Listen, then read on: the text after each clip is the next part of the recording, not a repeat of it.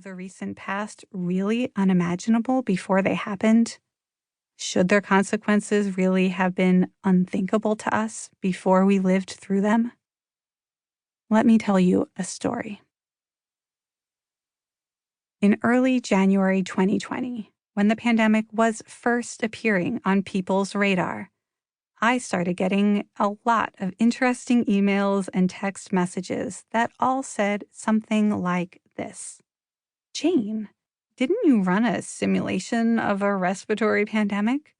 What do you make of what's going on right now? What should we be doing? These messages were coming not just from my friends and family, but from top executives at the biggest Silicon Valley tech companies, from government agencies, from international foundations. And they were right. Yes, I had run a pandemic simulation. I'm a game designer, and I specialize in creating simulations that help people imagine the biggest global challenges we might face in the future. In 2008, I was the lead designer for a 6-week future forecasting simulation called Superstruct. The simulation was run by the 10-year forecast group at the Institute for the Future in Palo Alto, California.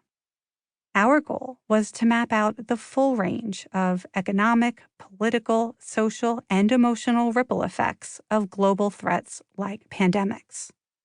We set the game 11 years in the future, in the fall of 2019.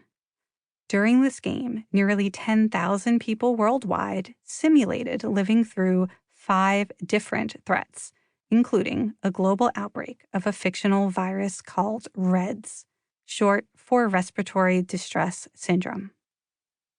There were no mathematical computations involved in our simulation.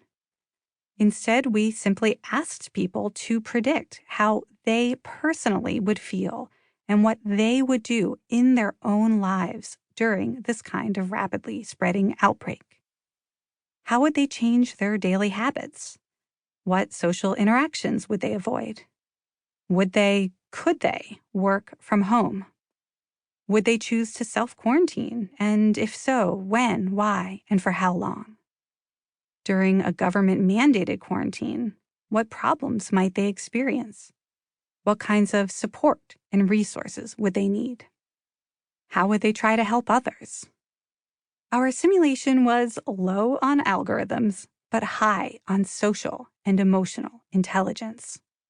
Our participants told thousands of stories about what they personally would do during a respiratory pandemic, which we collected and analyzed online. When the novel coronavirus first came to global attention in early 2020, I thought the most important findings to share with the world from our massively multiplayer simulation would be the predictions that people had made. For example, one of my main research questions had been, under what circumstances would people resist voluntary quarantine and social distancing? Our data showed the most likely super-spreading risks would be religious services, followed by weddings and funerals. People were likely to continue participating in these activities no matter what the perceived risks. And we saw clearly that if they were young and single, people still wanted to go out to nightclubs and parties, even if these gatherings were illegal. Based on our findings, early in February 2020, I held an Ask a Futurist public webinar with my colleague at the Institute for the Future, Vanessa Mason. We gave our best urgent advice for the newly unfolding pandemic that barely had a name yet. For example, data suggests that if you lead a religious congregation or community of any kind, you need to plan now to create a space for virtual religious worship. And if you're planning a wedding, professional conference, or networking event or party, you should proactively cancel it now because people will risk their health to attend these affairs even during a pandemic. The headlines that followed in the months after clearly proved these insights from our simulation to be both useful and actionable. During the real pandemic, people did what our players predicted they would do during our simulation.